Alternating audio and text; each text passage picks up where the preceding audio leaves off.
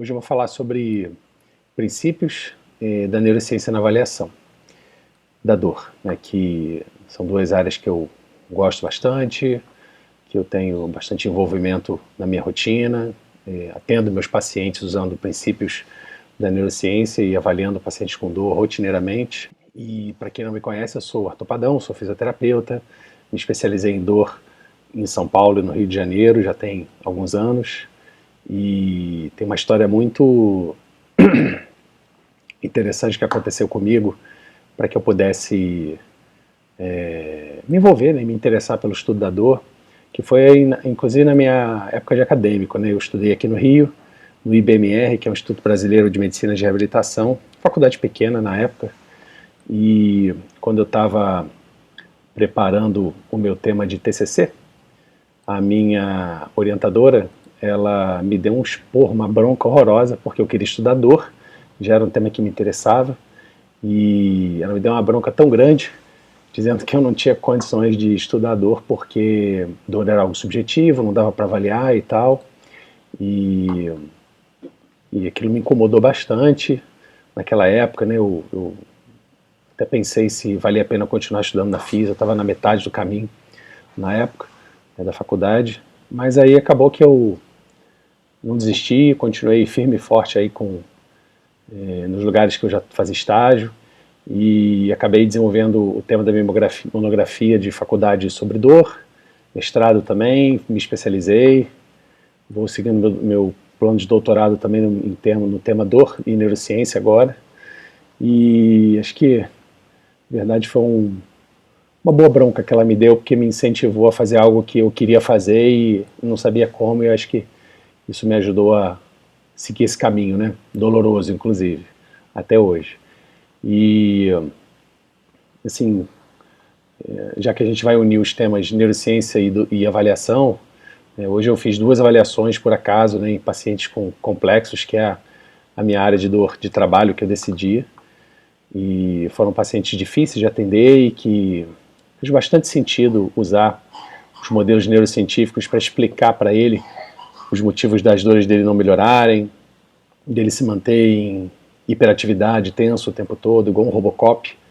Então acho que vem tudo a calhar o tema que a gente vai discutir hoje sobre neurociência e dor, né? Sim, quando vocês forem atender na rotina de vocês, eu tenho certeza que praticamente todos vocês que estão aqui atendem pessoas com dor no dia a dia, gostam de neurociência, estão interessados em aprender um pouco mais sobre dor, e tem várias dúvidas que permeiam esses 2 campos, né? Acho que talvez a dúvida mais relevante dessas todas é por que as dores das pessoas não melhoram, né? Qual o motivo disso estar acontecendo, como que eu avalio essa capacidade dos pacientes lidarem com as suas dores. Então a gente tem que sair um pouco do âmbito biomecânico para tentar entender isso um pouco mais. E essas são dúvidas de rotina para a gente poder discutir. Eu acho que quem tiver dúvidas para que a gente possa bater um papo sobre isso vai ser extremamente relevante. Muito bem, então, já que eu comecei um pouquinho dessa parte inicial com vocês, para que vocês possam conhecer um pouco do que eu venho fazendo, o que eu acredito, o que eu acho que vocês precisam conhecer para poder fazer um bom modelo de avaliação em dor. Então, nosso tema é discutir os princípios da avaliação em dor, né? Unindo, claro, esses 2 segmentos aí do nosso dia a dia, a gente vai discutir sobre 3 tópicos que envolvem os princípios da neurociência. Todo mundo está prestando atenção, né? Muito bem. Então, quando a gente fala da neurociência, a gente entende que foi uma área de estudo que trouxe muitos esclarecimentos sobre os fenômenos dolorosos do dia a dia. Talvez muito mais do que a época dos anos 60, 70, onde a gente tem várias descobertas neurofisiológicas sobre o fenômeno doloroso. E a neurociência ela trouxe um boom de informações tão grande que a gente não consegue dar conta, né, da quantidade de informação que é publicada, dos estudos de neuroimagem, das pesquisas que vários colegas brasileiros e internacionais têm publicado. Então, a neurociência foi um grande alavancador, né, do estudo da dor, e juntar esses dois temas tem tudo a ver com o que nós fazemos na nossa prática clínica. Muito bem, então quando a gente olha como a neurociência contribui para o fenômeno doloroso, a gente começa a esbarrar em alguns temas. Por exemplo, o primeiro aqui que a gente chama de redes cerebrais e dimensões da dor, né?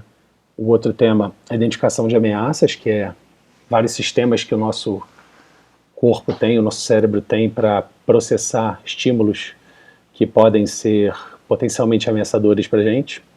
E o modelo de avaliação com o método The Voice, que é um método inovador, que lá no final da apresentação eu vou mostrar para vocês. Tenho certeza que vocês vão gostar, vocês vão querer trabalhar com esse método todos os dias. Então vamos lá. A neurociência da dor, ela consegue permear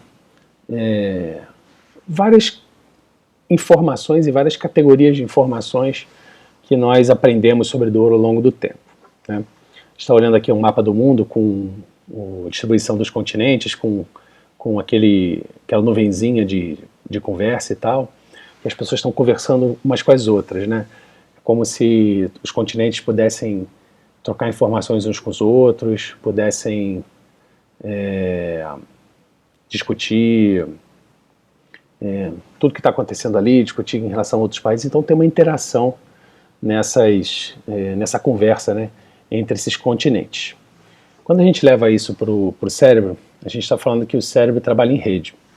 Então, das várias áreas que a neurociência trabalha hoje, que é além da dor, que é a área biológica, né, claro, a gente tem matemática, economia, entende-se os fenômenos que acontecem cerebrais como fenômenos que trabalham em rede. Então as comunicações entre as áreas cerebrais, elas acontecem em rede. Isso é muito interessante, porque quando a gente entende que existe alguma ameaça para o nosso corpo de alguma forma, eu não estou dizendo o tipo de ameaça que é especificamente, eu estou dizendo que tem alguma ameaça em potencial emocional, física, social, alguma coisa que possa ser prejudicial, e o nosso cérebro vai decidir por dor frente a alguma ameaça. Às vezes você não sabe você mesmo identificar, perceber que a ameaça é essa, ou o que está acontecendo no dia a dia. Você não tem essa percepção, mas o seu cérebro tem. Ele sabe que você está acontecendo contigo. Mesmo que você não tenha percebido o que aconteceu, mas ele sabe. E por ele saber que isso está acontecendo, reações ocorrem no teu corpo que muitas vezes você não consegue entender. Reações protetoras, contrações musculares, atividades imunológicas, reações endócrinas. E são reações que a gente não consegue às vezes explicar direito por que está acontecendo. Então, quando o cérebro detecta alguma ameaça, ele tem um ameaçômetro, que vocês estão vendo aqui embaixo, um cérebrozinho, um ponteiro, né, desde pouca ameaça até muita ameaça. Então, se o cérebro decide a importância da ameaça, o cérebro vai decidir a importância de responder com dor. Então, para a neurociência, bem simploriamente falando, dor é uma resposta frente à ameaça. Então, todos os pacientes que têm dor que vocês atendem, todos vocês que sentem dor no dia a dia, se vocês estão sentindo uma dor que não melhora, o cérebro de vocês quer que você fique com dor. Essa é a grande jogada, né? Por que ele quer isso? Alguma coisa está ameaçando ele. Mas por que está ameaçando ele? Aí vocês têm que desvendar esses mistérios com várias pesquisas ao longo do tempo, né? Então, como eu expliquei para vocês, o cérebro trabalha em rede. E essa rede, ela tem uma conexão entre várias áreas, né?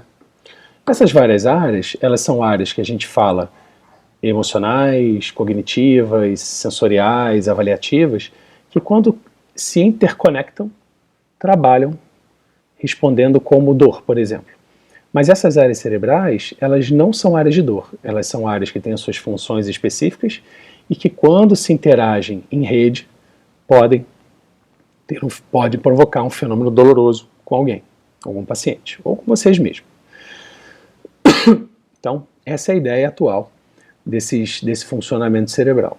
Isso aí, cara, esse funcionamento cerebral tem que ter uma plasticidade muito bem integrativa, o que a gente não vê em pacientes com dores crônicas, que a gente vê uma plasticidade mal adaptativa, né?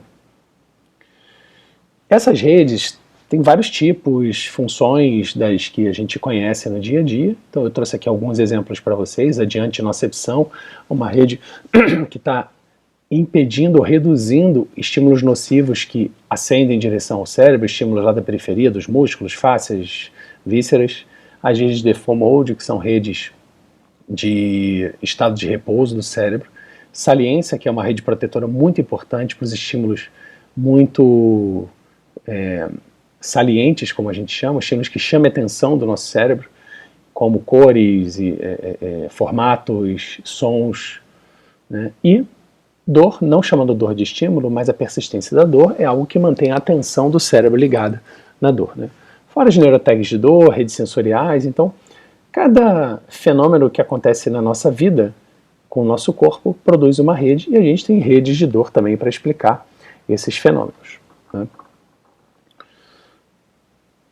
Então, lembrando que já que o nosso cérebro funciona em rede, nós temos áreas cerebrais que vão processar algumas informações da experiência dolorosa que nós podemos avaliar na nossa rotina. Então aqui a gente já começa a ver uma junção muito próxima do que a gente aplica na prática com esses conhecimentos que a neurociência traz para a gente. Então a gente tem 3 grandes grupos de dimensões que já são vistas desde os anos 80, especialmente quando o questionário de McGill foi proposto, que é um questionário multidimensional, né, um dos modelos mais usados em pesquisa no mundo, em grandes centros de dor, para avaliar o aspecto multidimensional da dor. Então a gente tem uma dimensão chamada sensitiva discriminativa, que ela define onde dói, como é o fenômeno doloroso, em que parte do corpo você está sentindo. E aí a gente tem as áreas de S1, S2, o tálamo, um pouco do córtex pré-frontal trabalhando para processar essas informações. As áreas afetivas motivacionais, que a gente está falando de emoção e motivações frente à minha experiência dolorosa. E as áreas cognitivo-avaliativas, que a gente está falando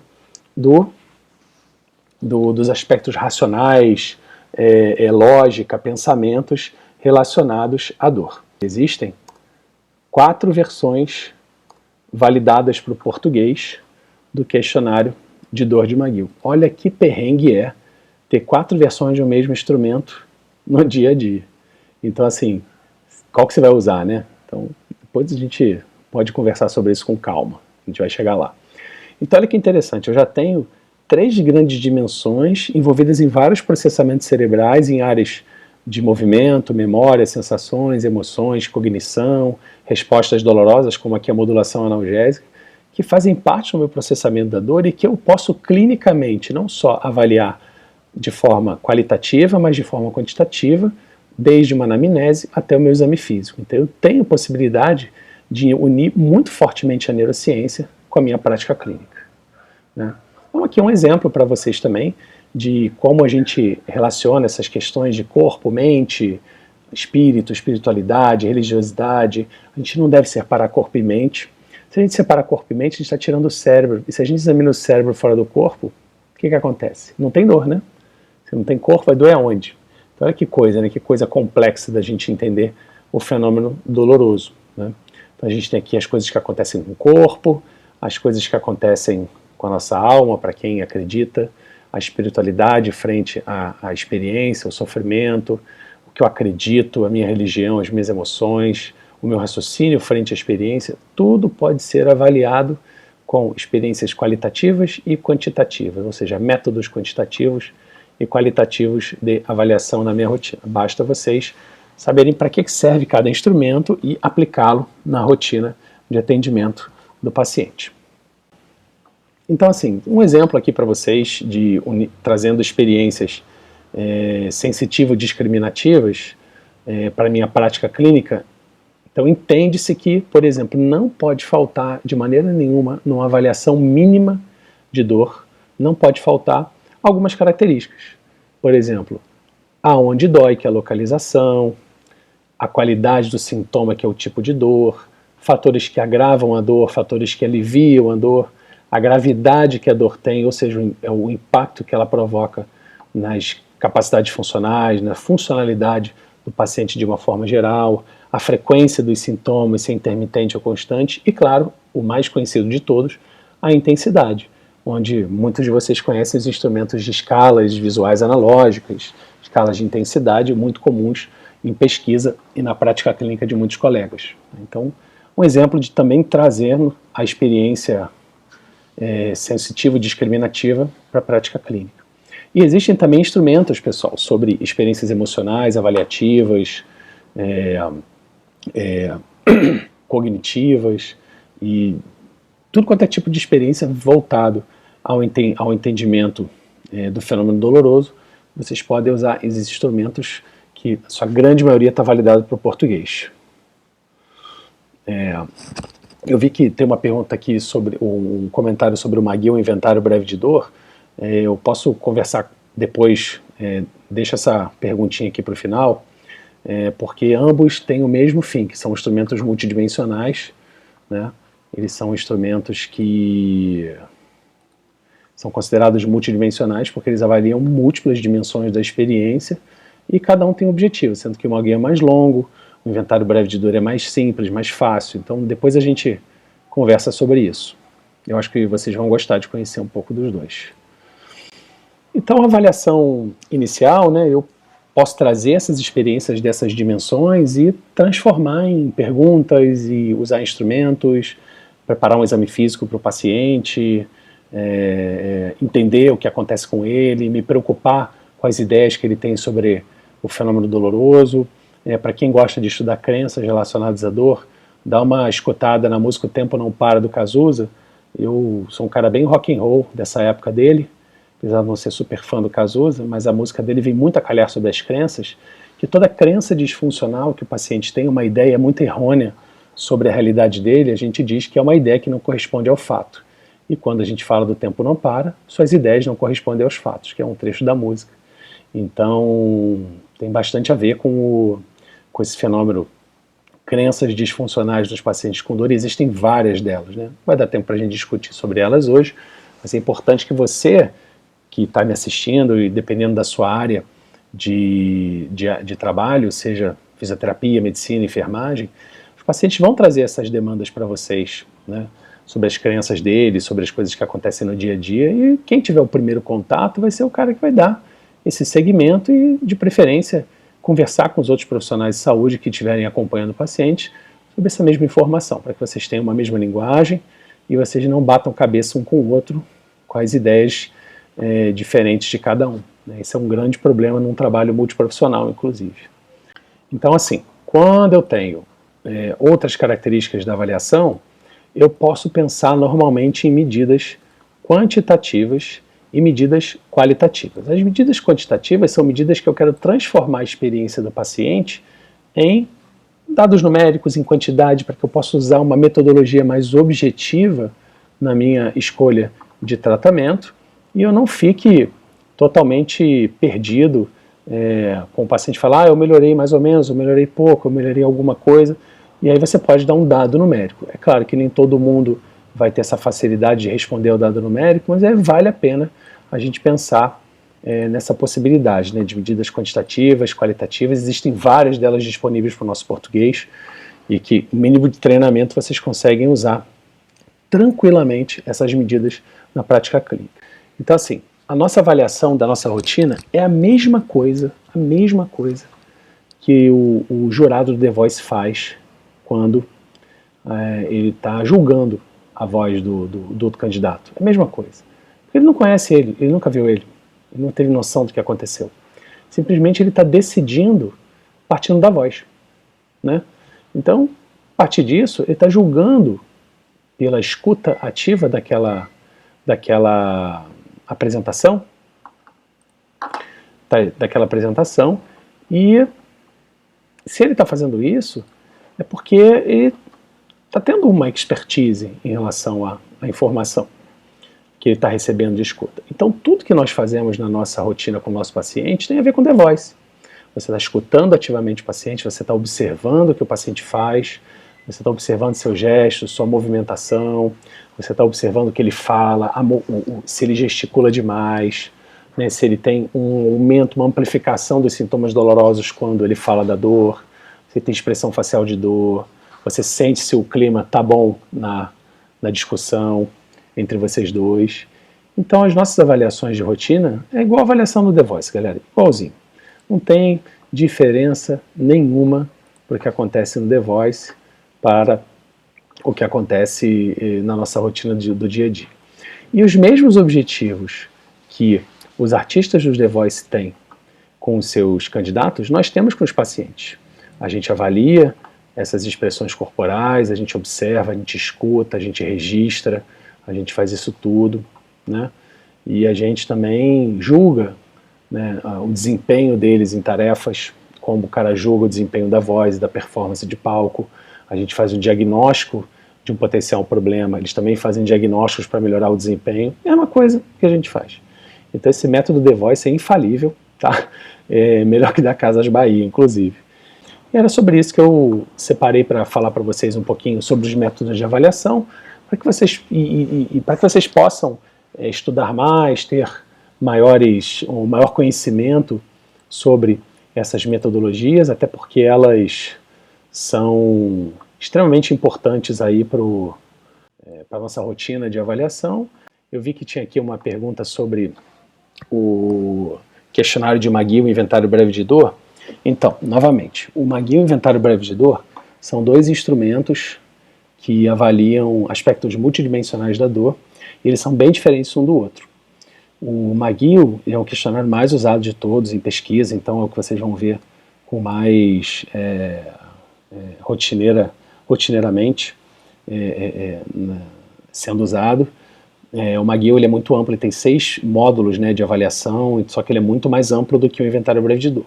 Já o inventário breve de dor, ele é um questionário mais curto, só que ele se preocupa com a dor e com o impacto em funcionalidades gerais, em atividade de vida diária, em qualidade de vida, né? Então, eu pessoalmente prefiro o inventário breve de dor para a rotina do dia a dia. Agora, se você vai fazer pesquisa, eu acho que vale a pena você usar o questionário de dor de McGill, por ele ser mais amplo. Não que você não possa usar o inventário breve de dor, né? Mas eu acho que você tem que conhecer os dois instrumentos e ver qual que se aplica melhor na sua rotina. Eu tive uma rotina de atendimento no Hospital dos Servidores aqui no Rio. A gente fez mais de 300 avaliações com o McGill. É bem cansativo a aplicação para os pacientes, mas foi bem legal. Eles gostavam bastante, era bem... Tem perguntas, às vezes, que os pacientes nunca tiveram a oportunidade de ouvir, né, coisas sobre sua dor. Eu acho que o McGill ele tem uma boa aderência nesse sentido. Eu queria saber sobre o instrumento de avaliação qualitativa. Muito bem. Avaliações qualitativas são avaliações que dependem da demanda de descritores qualitativos que o paciente faz. Então, por exemplo, a gente tem uma parte do McGill, que é um grupo de 72 descritores, que são 72 tipos de dor. E lá o paciente pode identificar esse tipo de descritor, ver se aquilo se aplica a ele. Mas, de uma forma geral, quando a gente está falando de avaliação qualitativa, a gente está falando da experiência própria do paciente e que você tenta transformar essa experiência, às vezes, em dados numéricos para ajudar no entendimento e no esclarecimento da rotina de avaliação, né? Fora isso, quando você faz pesquisa qualitativa, é uma pesquisa muito mais prolongada, de experiência, do que quando a gente fala de uma avaliação de escala visual analógica, que dá uma nota de 0 a 10, que é quantitativo, né?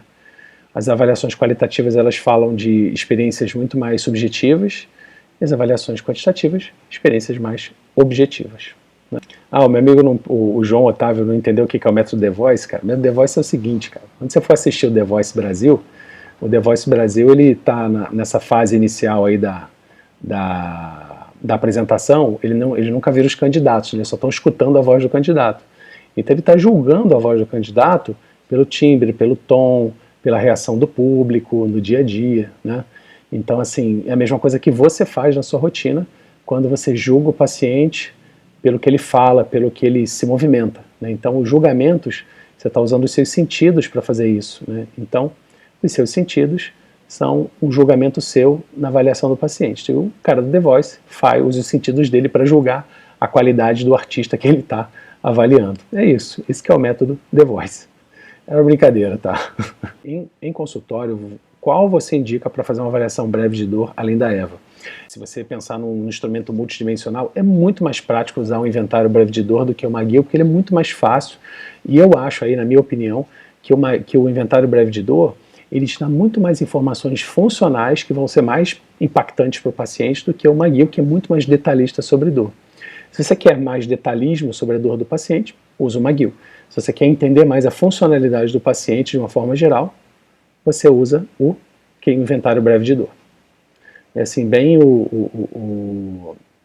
uma diferença interessante, né? Quando você usa a escala tampa e o de pensamento catastrófico, né? São dois instrumentos de resposta que a gente tem, porque eles estão avaliando medidas emocionais, né? Como medo de movimento, como o tampa, e o catastrofismo, que é um traço de personalidade, que é a escala de pensamentos catastróficos. Então você tem que definir se o paciente tem esse traço na avaliação para que você possa usar esse instrumento. E não aplicar em todo mundo porque você acha que todo mundo pode ter, que não é verdade. Não é a maioria dos pacientes que tem medo ou que são catastróficos.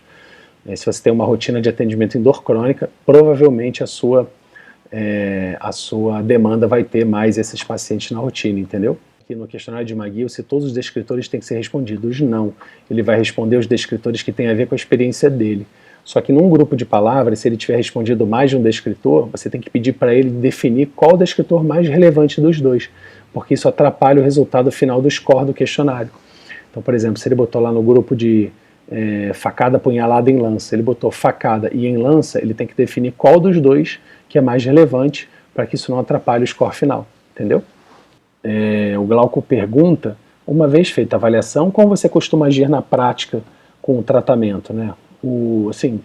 A gente avalia para poder escolher modelos de tratamento, né? Ou escolher encaminhar o paciente para outro profissional, não tratar, né? Para tomar nossas decisões assim. De uma forma geral, cara, como eu atendo pacientes mais crônicos, já é minha rotina já de longa data, sempre tem, ou no mínimo um médico e algumas vezes um psicólogo ali na rotina de atendimento do paciente, né? Então, se eu achar que ele necessita voltar de retorno médico, eu encaminho. Se eu achar que ele precisa de suporte de saúde mental, eu encaminho. Se eu achar que ele pode ficar comigo, ele vai ficar comigo e tento direcionar da melhor forma possível, né? Eu gosto muito da abordagem baseada em mecanismo e um dos módulos do curso é para falar sobre isso, que a gente avalia os tipos de mecanismos de dor que o paciente tem para fazer propostas terapêuticas. Então, por exemplo, se ele tiver uma dor nociceptiva, que é uma dor extremamente comum na prática traumatortopédica, musculoesquelética, eu sei que eu vou dar conta, né, com os meus tratamentos. Se o paciente tiver dor neuropática, eu sei que eu não vou dar conta com os meus tratamentos, eu vou precisar de um suporte médico também, entendeu? Eu gosto bastante desse modelo, inclusive, pessoalmente. Para avaliar a eficácia de um programa de dor crônica em grupo, melhor usar um instrumento de avaliação da dor com inventário breve ou de qualidade de vida. São instrumentos diferentes, né? O inventário breve de dor, ele avalia dor, ele avalia a experiência dor, né? O instrumento de qualidade de vida avalia impacto, né? Então, são medidas diferentes. Ou você usa, por exemplo, o SF36, ele tem um domínio dor, mas é uma ou duas perguntas de dor. Então você fica com pouca informação, entendeu? Então são instrumentos diferentes para a prática clínica. Eu acho que se você tiver condições de aplicar os dois, e essa for sua rotina, use os dois.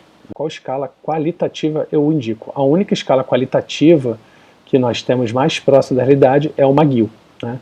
E se você, o questionário de dor de McGill. Agora, se você quiser fazer uma avaliação qualitativa de rotina, aí, meu amigo, minha amiga, é livre relato. O paciente vai falar da experiência dele e você vai julgando, né, as respostas que ele tem. Aí você está entrando numa subjetividade muito grande, né? Luciana pergunta, em pacientes crônicos existe alguma rotina, necessidade de reavaliação? Luciana, os pacientes mais crônicos é onde você vai ter que mais ter rotina de avaliação e reavaliação recorrente. Por quê?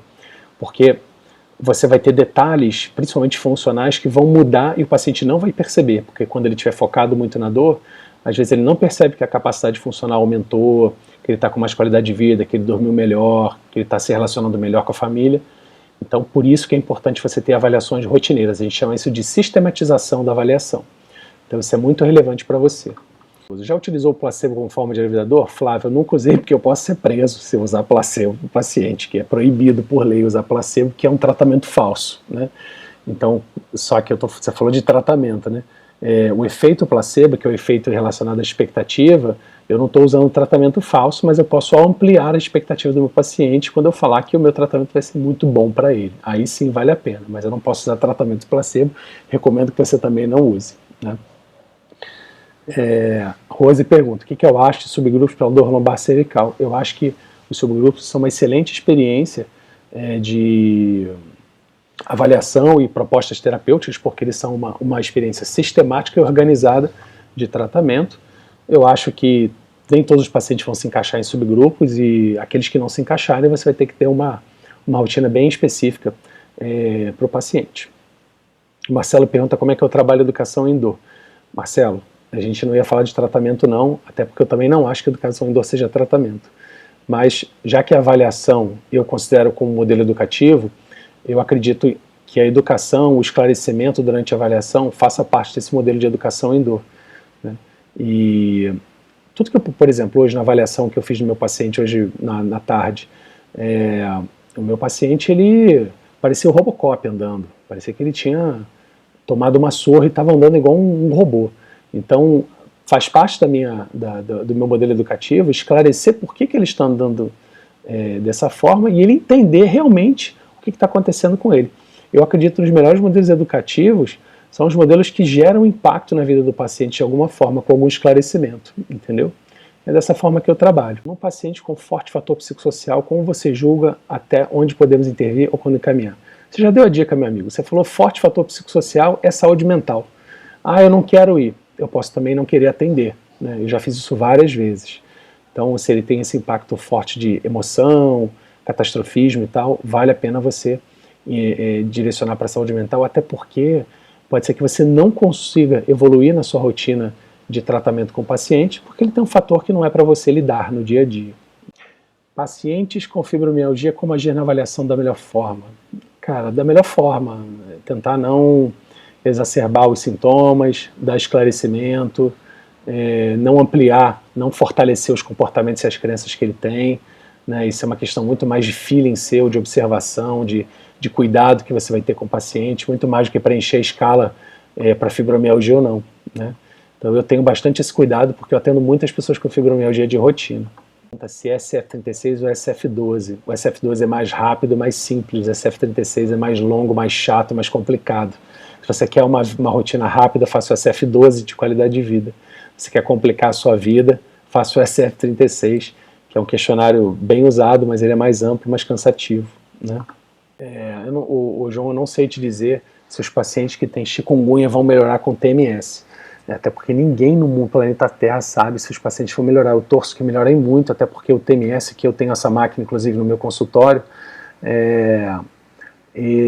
tem um efeito modulatório analgésico muito forte, muito rápido. De que forma podemos abordar os fatores emocionais envolvidos no paciente com dor crônica em nossa prática clínica? João, você vai abordar como você fala de biomecânica, só que você tem que tomar um certo cuidado, porque nós se você for fisioterapeuta, a gente não tem um treinamento prévio para saber lidar com, se eu levar uma informação sobre a emoção e o paciente reagir, o que eu vou fazer, né? Eu, graças a Deus, pude treinar de várias formas isso, com as equipes que eu trabalhei, cursos que eu pude participar, mas para mim é difícil, né? Porque eu não sou psicólogo nem psiquiatra, então isso me dá às vezes uma certa insegurança de falar dessas informações. Mas se vai lidar da forma bem tranquila. Da mesma forma que quando o paciente falar em suicídio para você tem que ser tranquilo, calmo, assertivo no que você for falar e tomar uma atitude, né, frente a isso. Eu acho que a gente tem que tomar um grande cuidado quando a gente for lidar com essas características emocionais, porque a gente pode fazer uma bela cagada no paciente, porque a gente está querendo pagar de psicólogo, né? Tem que tomar bastante cuidado com isso. Eu tomo esse cuidado com frequência, inclusive, cara, com bastante frequência. Quando o paciente relata que a dor aumenta quando o tempo muda, meu amigo, aqui está um frio congelante no Rio de Janeiro agora, mudou, estava 30 e poucos graus, caiu para menos de 20. Cara, ninguém sabe explicar esse negócio do frio piorar, mas a gente sabe que os pacientes pioram com o frio, né? E, e assim, a última pesquisa de dor lombar que eu li, dizendo, tentando associar frio e dor lombar, eles não chegaram a nenhuma associação forte, é como se isso não fizesse uma correlação, né? Mas, meu amigo, os pacientes que eu atendo, isso acontece, esse que eu atendi hoje de tarde, com medo de movimentar, tem, piora com frio, os pacientes que têm metal implantado tem, piora com frio, então isso aí tá aí, cara, só que ninguém olhou com carinho e atenção que isso merece, né? Aqui a última pergunta, hein, galera. Beatriz pergunta, quais as principais avaliações que não podem faltar em fibro? Beatriz, avaliação da fibro, primeiro você tem que ver se o paciente se encaixa nos critérios de fibro. Então, se ele está certo diagnóstico dele, se encaixa nos critérios de 2016, que é a atualização, o que não pode faltar na avaliação? Das coisas mais difíceis da gente mensurar é o que não pode faltar, o nível de atividade do paciente e o impacto funcional que ocorre com ele na rotina, né? Existe um modelo de avaliação neurofisiológica também para fibromialgia, que é a modulação condicionada da dor, que é um teste somatosensorial, que ele normalmente dá negativo. O que significa negativo? Não, positivo. O que significa isso? Que o paciente não consegue liberar analgesia descendente, ou seja, ele está sempre em hiperatividade, hipersensível, porque ele não consegue ter ativação analgésica. Mas esse é um bate-papo bem interessante. Bom, então acho que foi bastante produtivo para mim estar aqui com vocês. Espero que a aula tenha ajudado vocês a entender um pouco mais sobre como esses fenômenos dolorosos acontecem em relação à neurociência e como a gente pode avaliar. Gente, super obrigado por vocês terem perguntado. E é isso, tá bom? Valeu, galera. Até mais.